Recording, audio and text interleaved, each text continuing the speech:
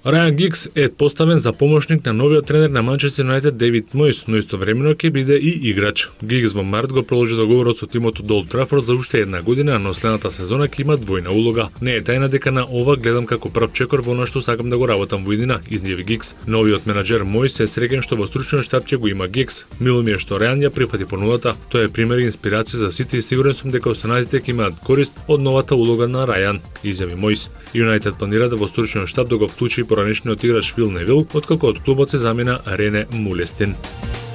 Едисон Кавани требаше да ја продолжи кариерата во Челси, но во последните неколку дена медиумите силно шпекулира дека Пари Сен-Жермен е фаворит број 1 за неговиот подпис. Спортскиот директор на светците Леонардо во Рим имал средба со претседателот на Наполи Аурелио де Лаурентис. Леонардо му соопштил на де Лаурентис дека Пари Сен-Жермен има намера да ја плати откупната клаузула во договорот на играчот вредна 63 милиони евра. На оваа средба само била поставена основа за комплетирање на сделката во иднина, но за бројка помала за неколку милиони од сумата во откупната клаузула. Така Пари Сен-Жермен ја предводи трката за подписот на Едисон Кавани и напајачот во овој момент е најблиску до шампионот на Франција.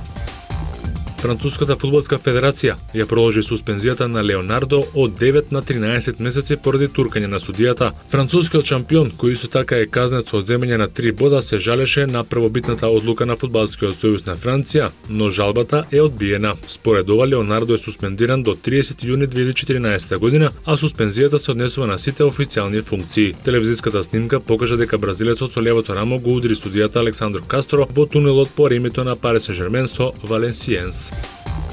Американскиот спринтер Тајсон Геј победи на трката на 100 метри на митингот од Дијамантската лига во Лозана со време од 9 секунди и 79 што е втор најдобар резултат оваа година. Американецот претходно истрча 9:75 секунди на националното првенство, а одличната форма ја потврди во Лозана, најавувајќи дека ќе биде главен ривал на Усеин Болт на светското првенство во Москва. Зад Геј низ целта мина јамајканецот Асафа Пауел со време од 9:88, а американецот Мајкл Роџерс истрча 9:96 и го освои третото место.